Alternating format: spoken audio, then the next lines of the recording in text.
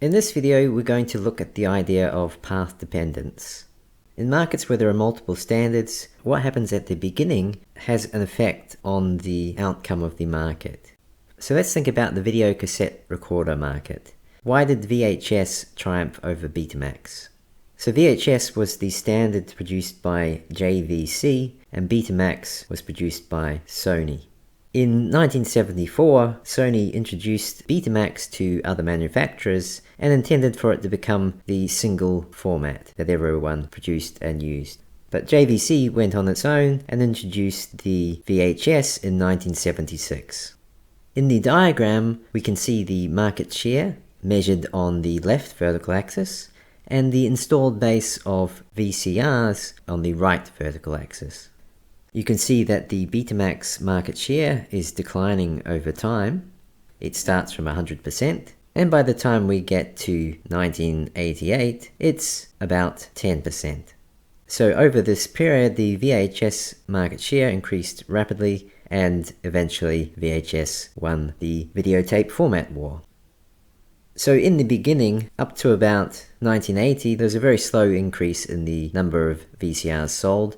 It wasn't until about 1980 that things started to take off, and rapidly the total number of units sold rose to 250 million in 1988.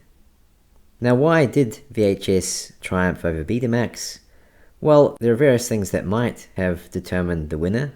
One thing is that the cost of a Betamax recorder was more than for a VHS. The recording time on a Betamax was quite limited initially. It was just 1 hour, whereas the VHS was able to record up to 2 hours. On the other hand, Betamax had better quality, better sound quality, and the VCRs themselves were of a better build quality. However, apparently consumers did not care enough about this, and although eventually the recording time on Betamax was increased, and at one point was higher than for VHS, that was too late. The market share of VHS had grown large enough that there was no way for Betamax to come back, because here we have a good with network externalities. So consumers are not going to purchase a Betamax video recorder if they believe that eventually the VHS is going to be the only type of recorder available, because they won't be able to buy the videotapes for their Betamax if they're one of the few consumers that have purchased one. And also, they will not be able to, for example, rent a Betamax videotape or purchase a home video on Betamax. Because the film studios would also not want to record and distribute their movies on a dying format. But overall, it's not abundantly clear exactly what the reasons were for VHS to triumph over Betamax. But what is clear is that what happens at the beginning, because of these network externalities, will have an effect on which format eventually wins, if indeed there can be only one winner. So another example of a format war, very similar to VHS and Betamax, was between Blu-ray and HD DVD. At one point in time, when you went into a store, you could buy both Blu-rays and HD DVDs, so they had copies in both formats, and both of these were around for quite some time. So this creates a lot of uncertainty. These formats were actually quite similar, and one of the deciding factors in this case for Blu-ray may have been that the PlayStation 3 had a Blu-ray player. Why do some countries drive on the left and some on the right? So in that case, there's no clear reason why one is better than the other, but obviously there are network externalities here in that you don't want to be the only one driving on the left if everyone else is driving on the right. So we're going to look at a model of path dependence.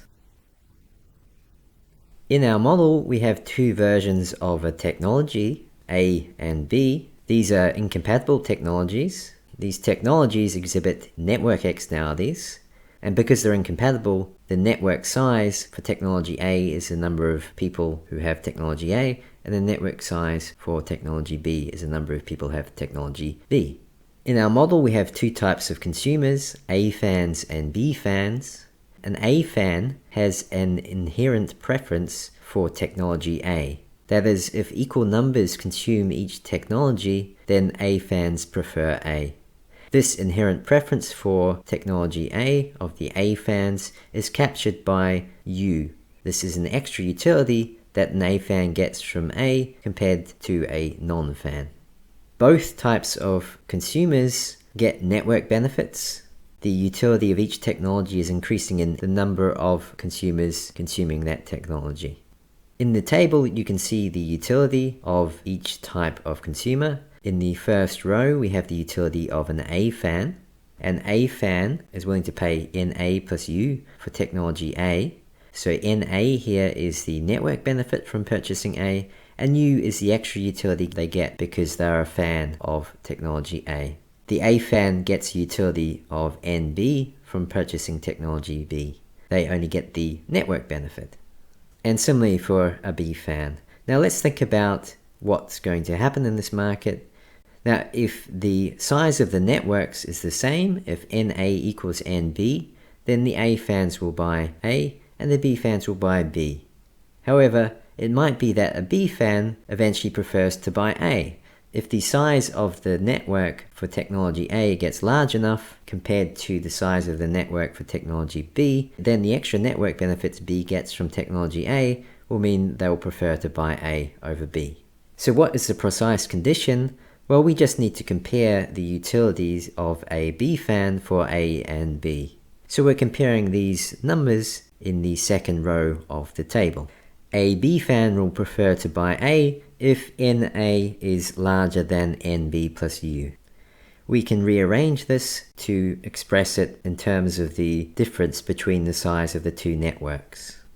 So if the difference between the size of the two networks is large enough and in favor of technology A, then a B fan will buy A. So the condition is that the difference in the size of the networks is more than U, the extra utility because of the inherent preference for technology B. Similarly, an A fan will prefer B if the size of the network for technology B is large enough. And the condition, using the numbers in the first row of the table, is that NB is larger than NA plus U. Now writing this again in terms of the difference in the size of the networks, this says that if the difference in the size of the networks gets large enough in favor of technology B, then an A fan will buy B. So what does this mean for the outcome of the market? Well, eventually, if the difference in the size of the networks gets larger than U or smaller than negative U, then both types of consumers will be purchasing the same technology. So let's suppose that what happens is random. So over time, in each period, an A or a B fan randomly enters the market and decides which of the two technologies to buy. Then we might get something like what is in the diagrams below. So in the diagram on the bottom, we have the sizes of each network, NA and NB, against time, t. And in the top diagram, we have the difference in the size of the network. So the distance between the two lines in the bottom diagram. Now, initially, we have an A fan randomly enters the market, and then a B fan, and so on. And in the top diagram, I've drawn a horizontal line at U and at negative U. So if the difference in the size of the networks gets above U, then both types of consumers prefer to buy technology A. If the difference in the size of the networks goes below minus U, then both types of consumers prefer to buy B. Now we can see that over time, the black line in the top diagram is bouncing around. It's between those two lines until this point here. At that point there, the difference in the size of the networks is minus U, and now both types of consumers prefer technology B. So the difference between the two network sizes has got large enough that both types of consumers prefer to buy technology B, and at that point there's no way for technology A to come back. So after this point in time, we have lock-in to B. Technology B will become the dominant technology. So this is a random outcome. If we did this again, it could be that we get locked into technology A, or it could be that we get locked into technology B again. But what if it wasn't random? What if the firms had some power to affect the market in the beginning? Then they would do whatever they could to get enough people buying their technology so that the market could get locked into their technology.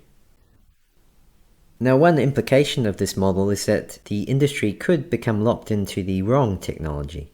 If most of the people are fans of technology A, then the efficient outcome would be for technology A to be adopted, because then the A fans would get that extra utility U associated with it, and because there are more A fans, that extra utility they get would be more than what the B fans would get when technology B is adopted. However, technology B could be adopted if enough of the early adopters happen to be B fans. So we could get locked into A or B. There being more A fans does make it more likely for technology A to be adopted if the initial purchases are random, but there's nothing to stop technology B being adopted. So to illustrate this issue, let's think of a case where there are 80 A fans and 20 B fans. If the industry happens to become locked into B, then what is the total welfare, the total utility? Well, there will be 80 A fans getting a utility of 100 because the size of the network will be 100. So that's the utility of the A fans. What's the utility of the B fans? Well, there are 20 of them, and they get the utility of 100, the size of the network, plus U, because they are consuming the technology that they inherently prefer. And if we add all that up, we're going to get 10,000 plus 20U. On the other hand, if technology A were adopted, then what would be the utility? Well, we would have 80 A fans. They will now have a utility of 100 plus U. The 20 B fans will get the utility of 100, the size of the network, and the total utility will be 10,000 plus 80U. So the utility is 60U higher when technology A is adopted. But technology B could be the one that is adopted instead. So what we've seen is that network effects may allow small, seemingly random events to control the outcome. So what happens at the beginning in these markets with network externalities can have a big effect on the eventual outcome. In markets without network externalities, because the number of consumers of the goods does not affect what people are willing to pay, we do not have this lock-in, and the beginning of the market is not so important.